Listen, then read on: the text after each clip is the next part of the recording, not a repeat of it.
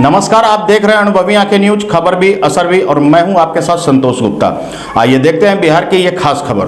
कर्ज के बोझ तले अक्सर मौत की खबर छनकर सामने आती है। आपको बता दें कि कर्ज अक्सर जानलेवा साबित हुई है। 4 की मौत हो गई है। आपको बता दें बिहार के नालंदा में आर्थिक तंगी के शिकार एक ही परिवार के 5 लोगों ने शहद में जहर मिलाकर खा लिया। इस घटना में 2 पुत्री दीपा और अरिका की देर रात इलाज के दौरान मौत हो गई, जबकि मां सोनी देवी और पुत्र शिवम कुमार ने भी सुबह दम तोड़ ही दिया। इस घटना में अब तक 2 पुत्री, 1 पुत्र और मां की मौत हो चुकी है, जबकि पिता धर्मेंद्र कुमार अभी भी जिंदगी और मौत के बीच झूल रहा है। धर्मेंद्र कुमार के कुल 4 बच्चे थे, जिसमें अरिका, दीपा और शिवम अब इस दुनिया में नहीं है, जबकि सबसे छोटा पुत्र सत्यम कुमार को भी जहर दी गई थी, लेकिन उसने जहर को फेंक दिया था। पूरा परिवार घर के बाहर खंभा में जाकर शहद के साथ जहर खा लिया। घटना के पीछे कर्ज में डूबे होने की बात सामने आ रही है। मेरे मित्र हैं, भाई के समान हैं। मेरा गांव बरहोग हुआ और रात को इनका फ़ोन आया कि हमारी दीदी और पूरे परिवार ने जहर खा लिया है, जो हम पावपुरी हॉस्पिटल में हैं, जो आप जितना जल्दी हो सके आइए। इसी क्रम में हम जल्दी में रात को 10:30 बजे वहाँ से 10 बजे निकले और हॉस्पिटल पहुँचे। तो जो बातचीत से जानकारी मिली कि शायद बोलते हैं कि हमारा भी बहुत समय से संपर्क नहीं था, मतलब बहुत ज़्यादा बातचीत नहीं होती थी दीदी से, लेकिन कुछ कर्ज का लेन देन का मामला था, क्योंकि उन्होंने वहाँ पे बिजनेस कपड़े का दुकान वगैरह खोला था। कुछ लेन देन का मामला था और जो लेन देन वाले थे वो शायद प्रताड़ित कर रहे थे घर पे आके, गाली गलौज वगैरह। और चूँकि घर में मरने वाले में भी 2 जवान, मतलब बेटी है जो करीब 13 वर्ष 14 वर्ष की उम्र है। लगता है दबाव में। हाँ, तो मुझे लगता है, मुझे जो समझ में आया कि शायद यही मानसिक प्रेशर बना होगा कि वो मतलब जो इज्जत मतलब होता है ना कि मतलब आत्मसम्मान पे ठेस पहुंचना, तो शायद इसी वजह से।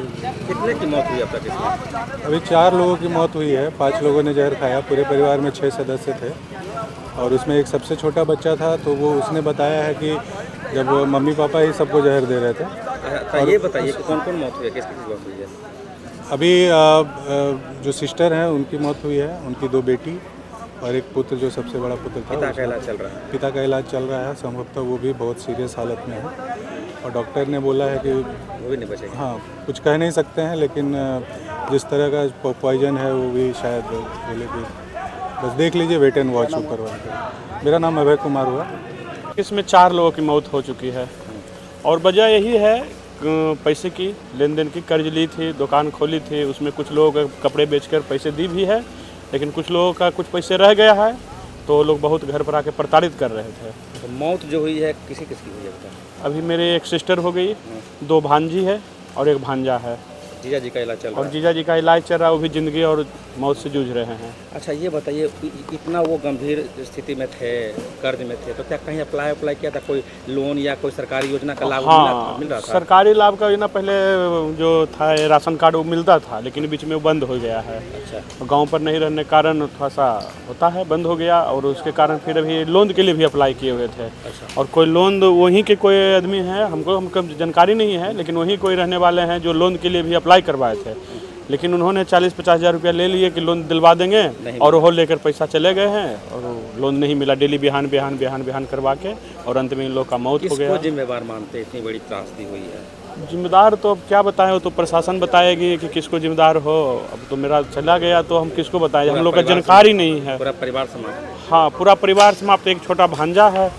क्या नाम हुआ आपका? मेरा नाम संजीव कुमार हुआ। अच्छा, छोटा भांजा बता रहा है कि मम्मी पापा ही जहर दे रहे थे। हाँ, तो बोला कि जो घर पर अंकल आए हुए थे, कोची नाम बताया, हमको नहीं पता है, हम तो परेशान में हैं, तो दिमाग में उतना नहीं घुस पाया। वो बता रहा था कि कौन कौन अंकल आए, बहुत गाड़ी गलम घर पर कर रहे थे, 2 दिन 3 से पर डे आके बात बोल रहे थे। तो इसी में मम्मी जहर कहीं से लाई थी दोनों, और चले गए घर से बाहर खंधा पर, और मध में मिला कर वो लोग अपना सेवन कर लिया। क्या नाम हुआ?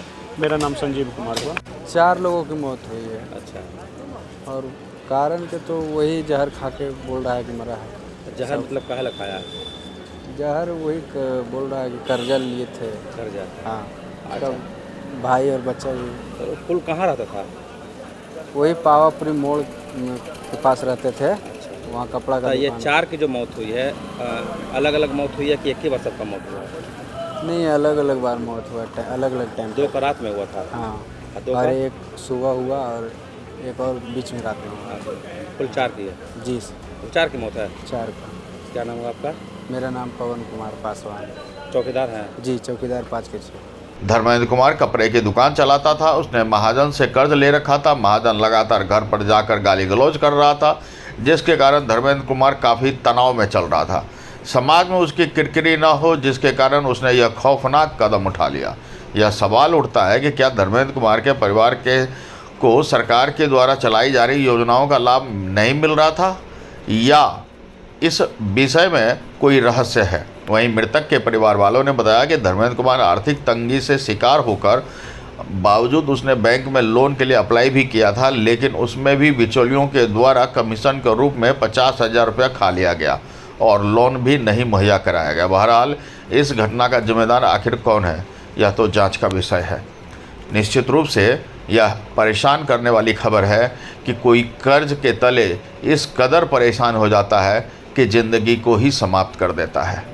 कर्ज देने और वसूलने वालों से भी यह निवेदन है कि वह किसी भी तरह से इतनी सख्ती न बरते कि कोई भी इंसान अपनी जीवन लीला ही समाप्त कर दे। अनुभवी आंखें मीडिया, नालंदा, बिहार। तो आज के लिए इतना ही। हमारे साथ बने रहिए और देखते रहिए अनुभवी आंखें न्यूज और पढ़ते रहिए अनुभवी आंखें अखबार। सोशल साइट्स, ऑनलाइन चैनल पे जाकर आप हमारे चैनल्स को देख सकते हैं, लाइक और सब्सक्राइब भी कर दीजिए। दोस्तों, आप हमसे जुड़ने के लिए अपना पासपोर्ट साइज फोटो और एक आधार कार्ड की फोटोकॉपी हमें भेज दें और हमसे जुड़ें। हमारे से जुड़ने के लिए इस नंबर पे आप हमसे बात कीजिए। हमारा नंबर है 8826227802।